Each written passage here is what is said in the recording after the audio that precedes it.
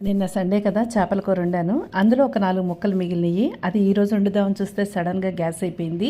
నా బ్రహ్మాస్త్రం ఉంది కదా, ఏఎంసీ కుక్వేర్ వారి నవజీనియో, ఇది ఆటోమేటిక్ కుకింగ్ అనమాట. దాన్ని బయటికి తీసాను, చక్కగా రోస్టర్ పెట్టాను, కొంచెం నూనె వేసాను, ఒక ఉల్లిపాయ 4 పచ్చిమిరకాయలు వేయించాను. అవి మగ్గిపోగానే అందులో అల్లం వెల్లుల్లి జీలకర్ర పేస్ట్ వేసాను. ఈ ఉల్లిపాయలకి తగినంత కొంచెం ఉప్పు కారం వేసాను, చక్కగా తిప్పేశాను. ఆ ఉల్లిపాయ మగ్గిపోయిందని అనుకున్నప్పుడు ఏవైతే ఈ 4 చేప ముక్కలు ఉన్నాయో వాటిని నైస్గా దాంట్లో పేర్చేశాను. ఆల్రెడీ ఆ చేప ముక్కలకి ఉప్పు కారం అల్లం వెల్లుల్లి పేస్ట్ పట్టించే ఉంచాను.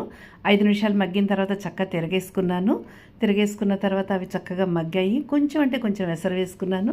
ఈలోపు కొంచెం లవంగాలు దాల్చిన చెక్క అన్నీ పొడి మసాలాని దంచి అందులో వేసేసుకున్నాను. కూరలో కొంచెం కొత్తిమీర కూడా చల్లుకున్నాను. చూస్తుంటే యమ్మీగా చేపల కూర రెడీ అయిపోయింది. దేంతో? నా ఏఎంసీ వారి నవజీనియో బ్రహ్మాస్త్రంతో. ఎలా ఉంది? బాగుంది కదా.